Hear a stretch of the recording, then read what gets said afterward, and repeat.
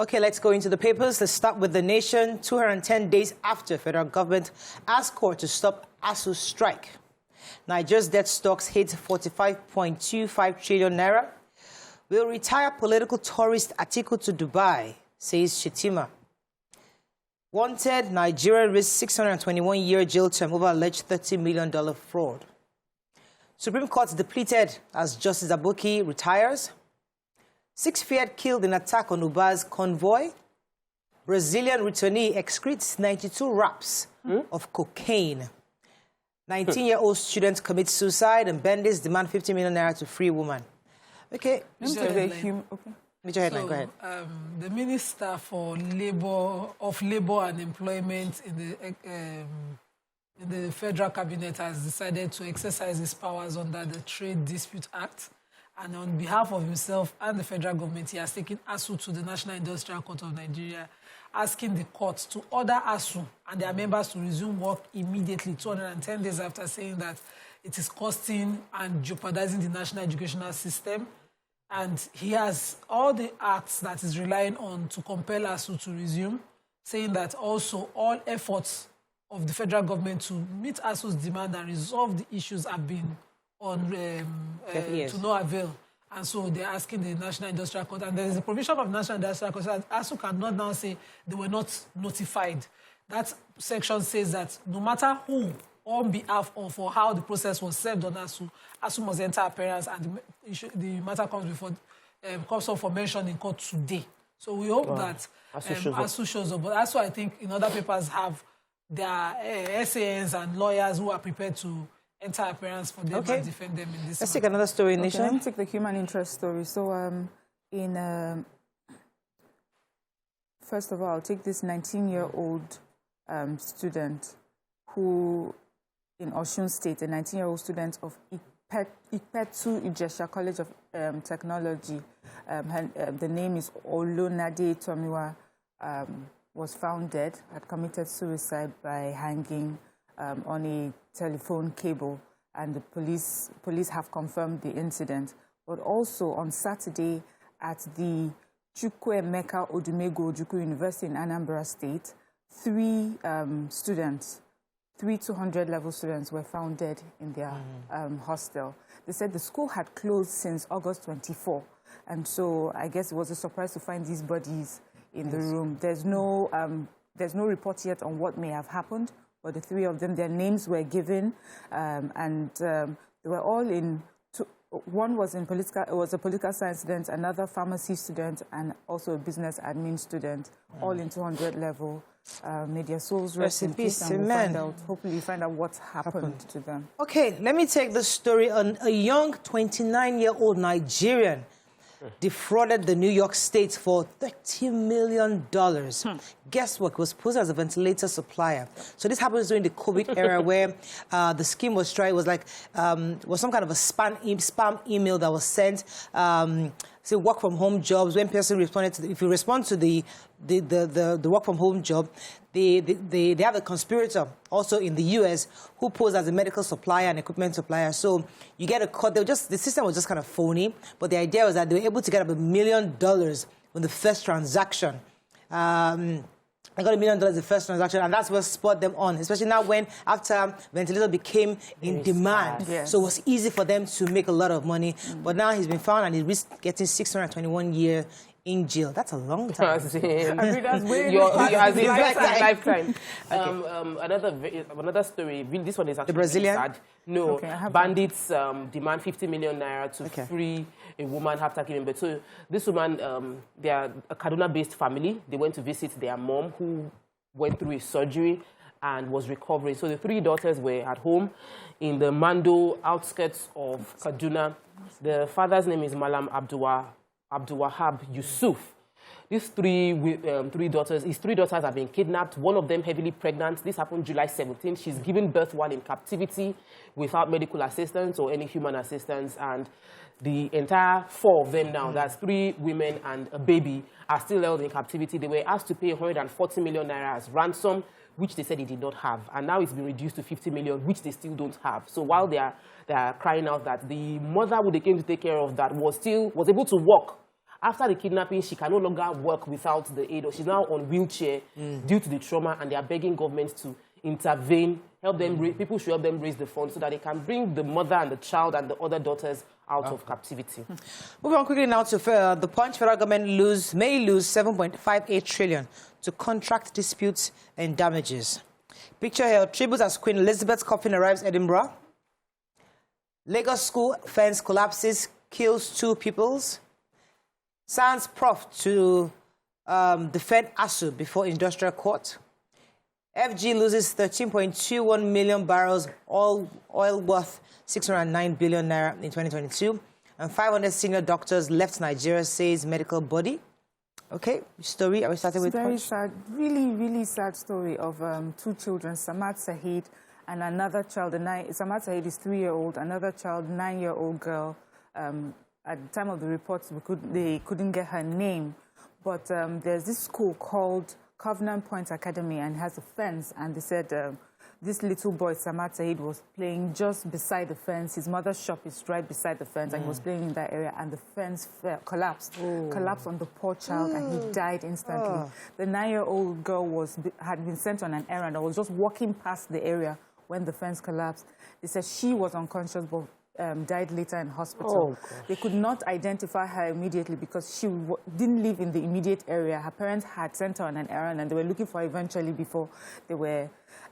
So the thing is, on further investigation, they found out that particular fence didn't have a pillar. They were just blocks stacked up on each other, and eventually, of course, this has happened.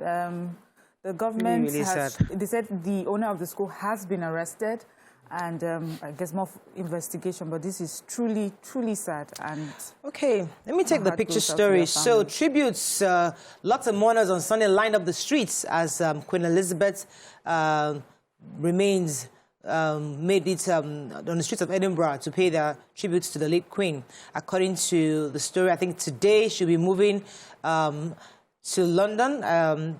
So right now there was something called, she passed through the villages of Aberdeen and Dundee before making it to Edinburgh, which was yesterday, and a lot of mourners, people came to pay their last respects. A lot of tourists drove long hours to just come and see her. So based on this report, on Monday, the coffin will proceed down the Royal Mile to St. Giles Cathedral for its service of prayer.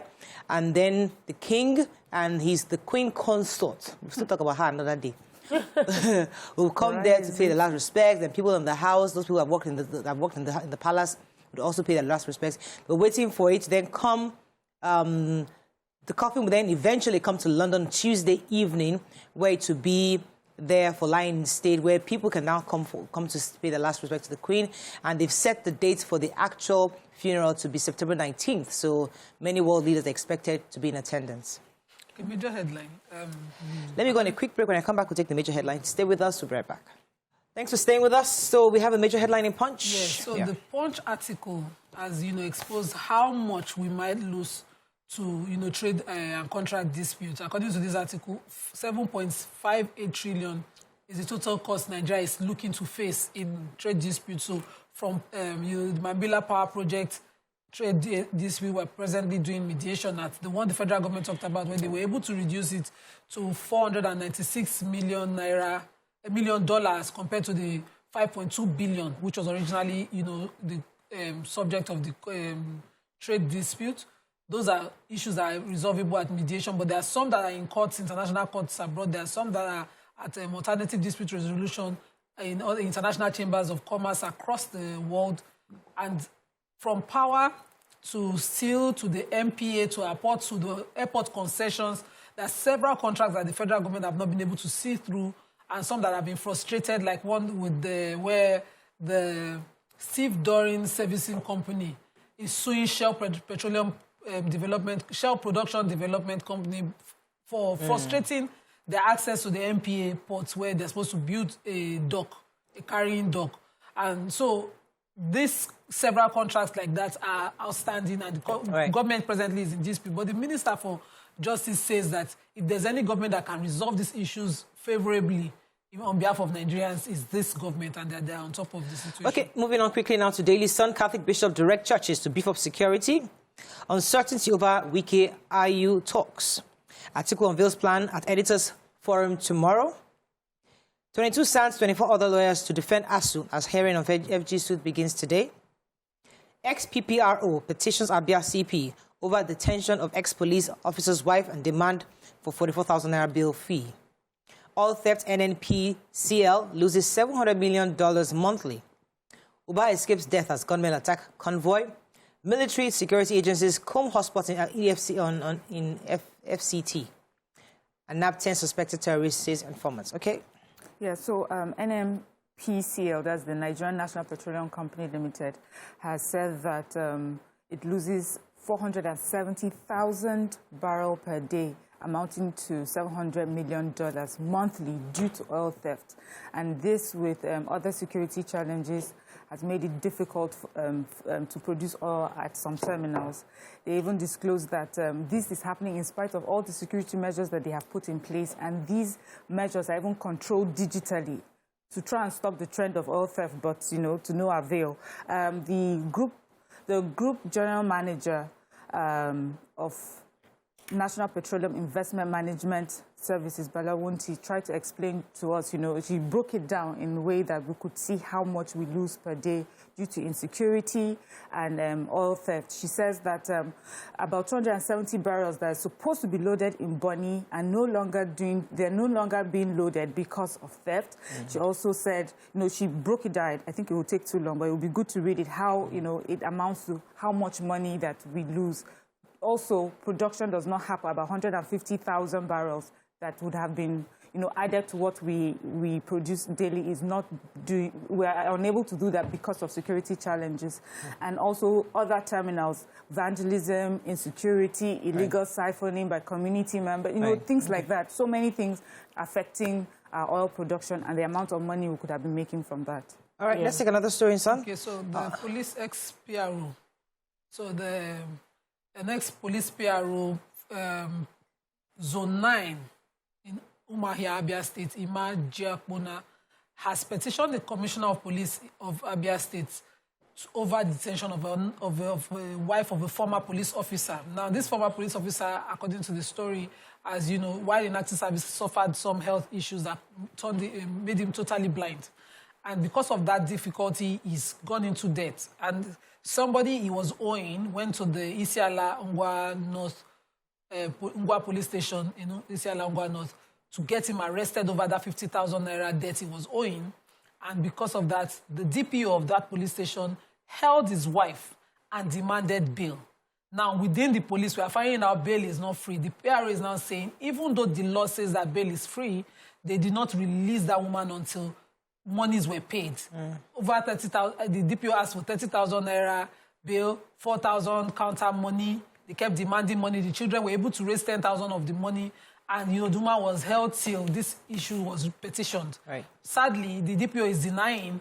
The woman IPO who investigated the case is denying. But the family says that, and the DPO says, the woman has since been released, and I don't know any of these things that she's been, the commissioner has been petitioned about, but the facts are there that, you know, the woman was held for, number one, for issues of debt. So the police is not a debt recovery agency. That's for one. But they do that. There's a crime, but they do. Okay, let me take this story because those living in Abuja have been living in fear since the Kuje prison release. Many people are always scared, but the police here is saying that the Nigerian Army, Armed Forces, and the DSS and the Civil Defense Corps and other security operatives have been conducting several raids for some time now. They've been arrested over 10 suspected bandits, terrorists, and informants within the FCT.